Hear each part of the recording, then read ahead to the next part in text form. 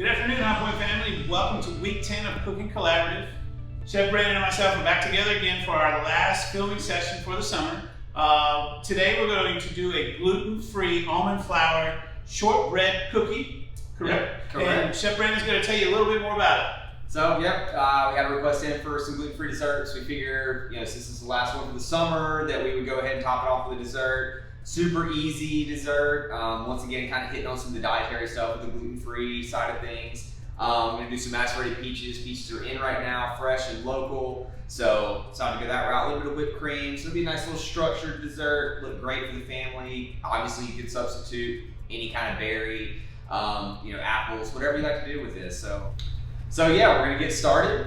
We're gonna go ahead and get the gluten-free cookie made up. It's a pretty easy recipe. We did decide to utilize some King Arthur almond flour for this.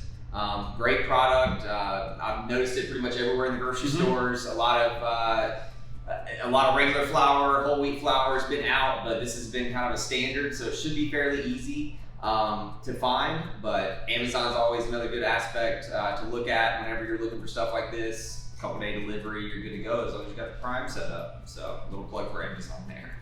All right, so yeah, we're gonna get started. We've got our KitchenAid set up here. We've got our softened butter. So we're looking at about 3 tablespoons of that. Put that guy in there. And for all of you who think that there's no flavor in gluten-free, I promise you this cookie is amazing. We've made it before, it's a great recipe, and they're really flavorful. Got a little crisp to them, soft on the inside, so it's a really flavorful cookie. So yeah, and now we're going to take our powdered sugar, our confectioner's sugar there. Can't make a cookie without sugar. Get that kind of mixed up a little bit there. That softened butter mixed out. What you're doing right now is incorporating the butter and the flour. That's why the butter needs to be softened. Makes it easier when you're mixing it together. Kind of creams out a little bit too. So we got this guy working. Now I'm gonna cut that off and go ahead and add our almond flour to this mix. Another little stir in with that. And as that's mixing, I'm gonna go ahead and add my last dry ingredient, my salt, into there. And our vanilla extract. Let that all incorporate. What you're seeing here is it's starting to crumble a little bit. Exactly what you're going for, similar to making a biscuit. You have kind of that crumbly, almost cornmeal look to it. But as you start to form it with your hands or roll it out, it clumps back together on its own. So these are pretty much there. Here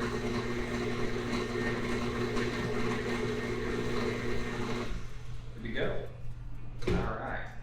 So, like I said, a little crumbly. We throw on a pair of gloves and we'll form out some of these cookies and grab a sheet tray to put them onto. So, next step in this process is going to be the peaches. Like I said before, any seasonal fruit you can really utilize with this. Super easy. Like we've said plenty of times before, we want you guys to take this and make it your own. So, utilize it, go out and do some berry picking with the family. I mean, that's something I used to do all the time. Something that my kids really enjoy. So we're gonna roll out some balls of this, and we're gonna get them on a parchment-lined sheet tray here. Okay, while Chef Brandon's working on the cookies here, we're gonna get the peaches together. Like he said before, you can use any berries you want. You can use strawberries, blueberries, blackberries. Just depends on whatever your favorite fruit is. Chef Brandon also mentioned peaches are in right now. We have some really nice peaches here. There's a couple ways you can do your peach. There's a big seed in the middle. You need to be very careful. What I like to do is I'll cut around and kind of roll the peach with the knife and let it. Now, if it's just right, you can work yourself around it and twist it a little bit. And it may come apart. It may not. Or you can split them, or you may not. And we're still working. So now we're going to do a different way. So once you cut all the way around it, you can go ahead and make some wedges. Just made myself laugh there because this piece does not want to come open. It's one that wants to be eaten like an apple. That's right. Well, these are nice. They smell so good. Now you should be able to peel some of your wedges off. Separate them a little bit, that way you can get all those. When you macerate, we're gonna add some sugar and some ginger to these, and that sugar is gonna help start bringing out the natural juices in the peaches. For those who like little bourbon, it never hurts if you wanted to throw a splash of bourbon in there too. Never gonna hurt. Or peach brandy. There you go. Will be another nice one. So after you get your slices ready, you got your 2 tablespoons of brown sugar. Put those on there. Let it sit. Then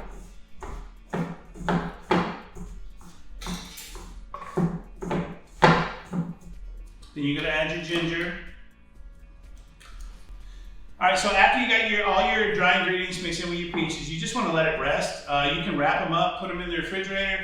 The longer the sugar and the ginger sit, the longer it's going to macerate.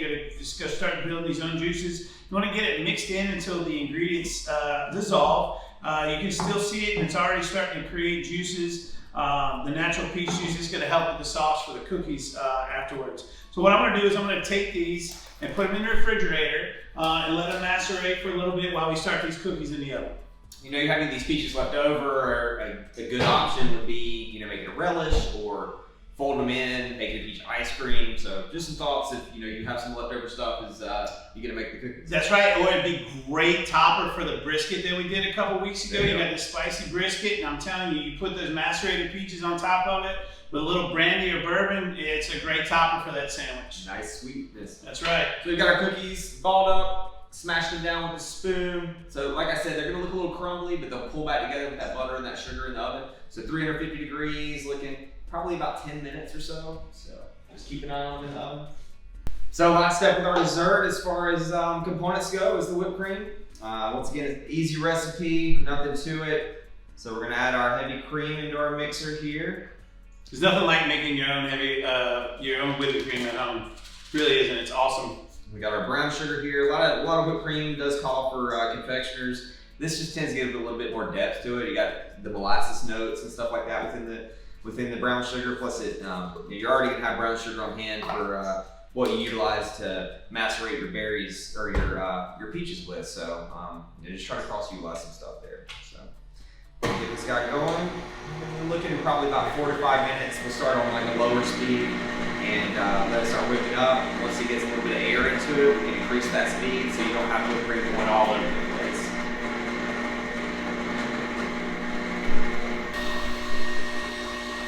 Try to get some small peaks in there.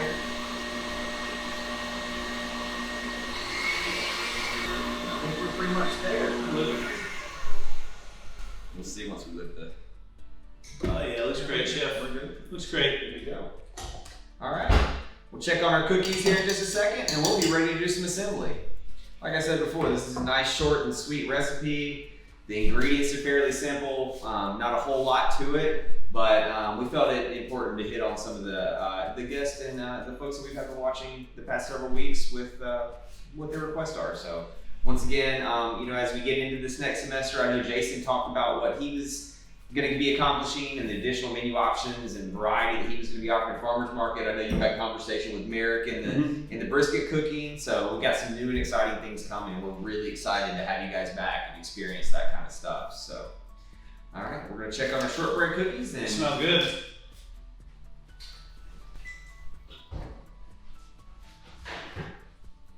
Nice and toasty around the edges. Look and smell great. Lovely. So next step is assembly. So once you give your cookies about 10 minutes and let them cool, that way your whipped cream and stuff doesn't kind of run off. They'll be a little bit easier to handle here. So we got 8 cookies, so we're gonna make a stack like Chef said. So you put them on any plate that you want.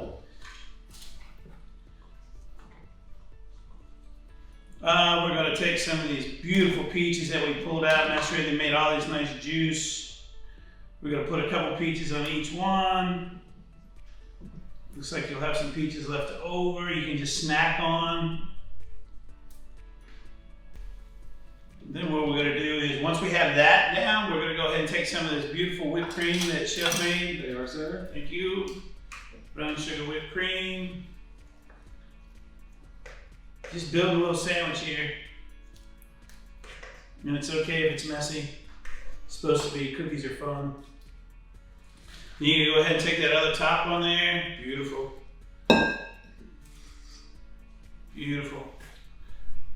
We'll do one more layer. One more layer.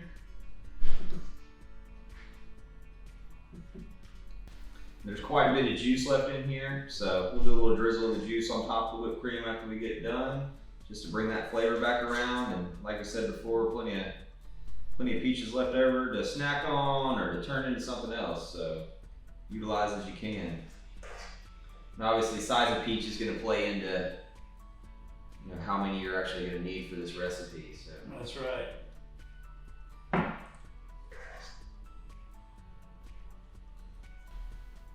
Beautiful mint.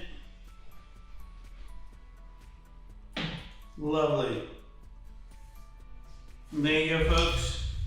Gluten-free, almond flour, shortbread cookie, homemade whipped cream, macerated fresh peaches that you got locally. You can't beat it. It's going to be an amazing dish. Have fun with it at home. Have fun doing this with your family. Who doesn't love baking and enjoying sweets? Like we said, when you guys make this, please post your pictures on Facebook. We'd love to see you guys. Can't wait to do this again. We're not quite sure when we'll be able to do another filming session, but I can promise you this, that Chef Brandon and I will be back to do some more cooking with you guys. If you want, please send some more requests. We really enjoy getting your requests. We're looking forward to seeing you and our HPU family back in August. Everybody stay safe, and we see you soon. Thank you. Thank you.